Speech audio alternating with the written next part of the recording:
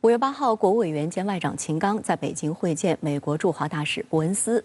秦刚指出，去年元首会后，美方系列错误言行破坏了中美关系来之不易的积极势头。当务之急是稳定中美关系，避免螺旋式下滑，防止出现意外。但彭博社引述知情人士消息称，拜登计划在5月19号到21号的7国集团领导人广岛峰会前后签署一项行政令，严格限制美国企业对中国部分高科技产业投资。美国一面积极释放与华对话信号，一面继续限制美国企业对华投资，将令中美关系走向何方？美国知名人士对中美关系有何看法？来看看报道。据外交部官网消息，秦刚会见美国驻华大使伯恩斯，主要谈及中美关系等话题。秦刚说，中美关系不仅对中美两国，对世界都有重大意义。去年11月，习近平主席同拜登总统在巴厘岛成功会晤，并达成重要共识。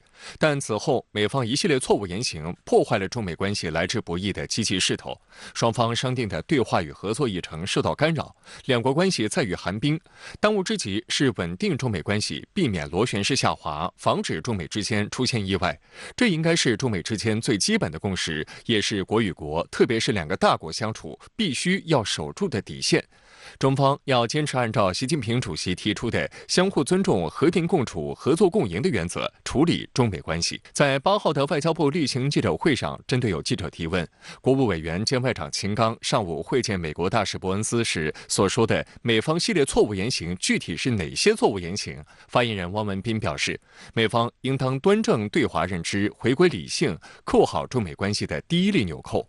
不能一方面讲沟通，一方面却不断对中国打压遏制，不能说一套做一套，必须尊重中方的底线红线，停止损害中国的主权、安全、发展利益，尤其要正确处理台湾问题，停止继续掏空一个中国原则，停止支持纵容台独分裂势力，要坚持以冷静、专业、务实态度处理两国关系中的意外偶发事件，避免中美关系再受冲击。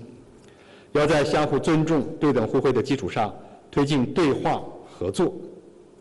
希望伯恩斯大使在中国多接触、多交流、多思考，做中美间的纽带桥梁，做出建设性的努力。深圳卫视注意到，一段时间以来，伯恩斯频繁释放恢复中美对话的信号。5月2号，美国驻华大使伯恩斯通过视频连线出席华盛顿智库史汀生中心的座谈会。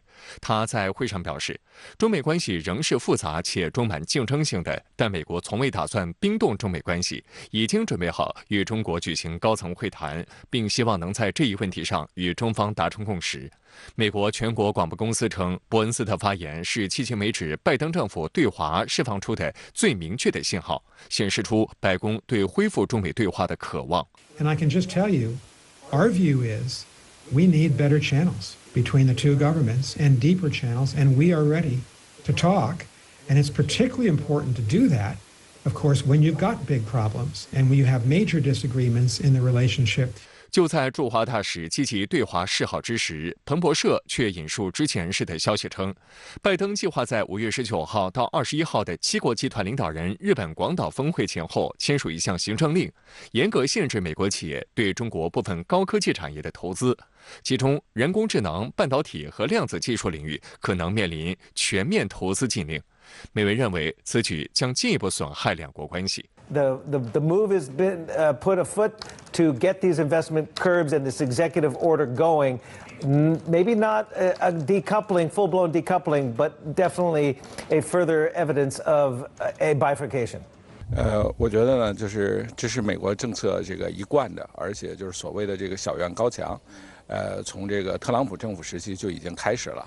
那么包括之前美国的芯片法案，然后呢，包括去年，这个美国商务部就是又开始修订它的这个出口管制条例。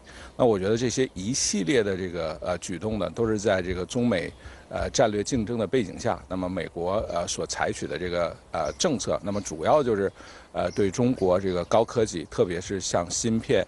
人工智能、新一代互联网、量子通讯这些技术呢，要进行这个限制。不过，有分析认为，考虑到美资过去对中国 AI、芯片和量子计算等领域的投资规模不大，尤其是在过去几年，美资已有回避对华高科技领域投资的趋势，即使措施落地，对中国相关产业实质影响也不大。去年8月，美国总统拜登签署2022年芯片与科学法案，并强推所谓的护栏条款，打压中国半导体产业。同年10月7号，美国商务部工业与安全局公布了对于中国出口方面的管制措施，针对中国芯片业打压再次升级。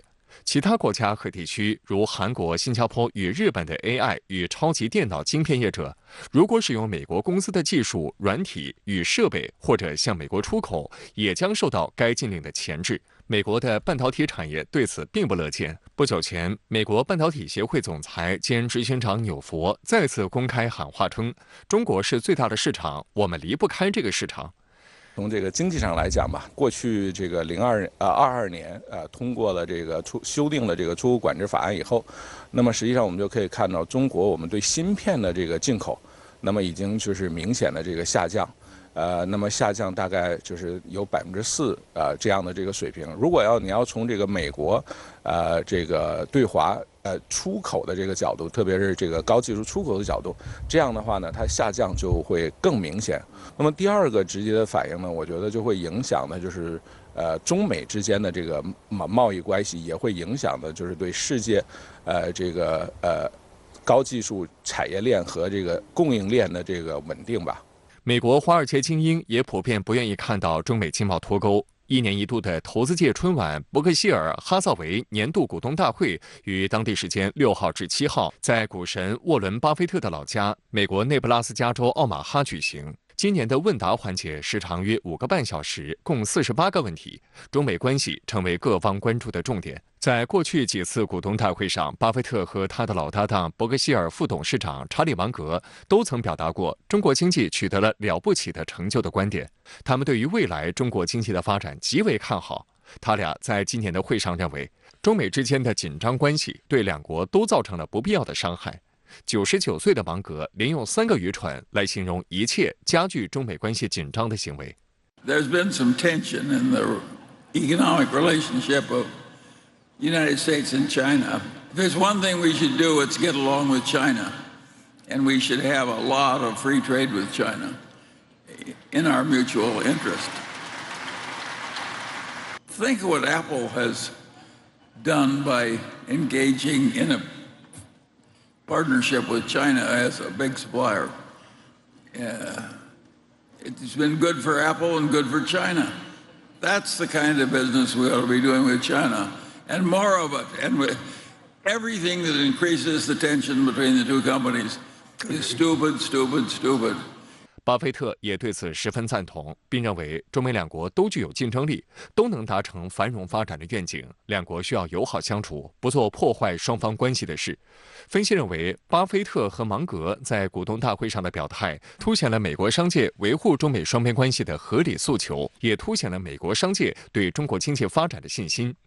China and the United States both understand what the game is and understand that you can't push too hard. But both places are going to be competitive, and both can prosper. That's what really is. That's the vision that is out there. That China will have a more wonderful country. The United States will have a more wonderful country, and the two are not just compatible. They're almost imperative in terms of understood. And not to do inflammatory things.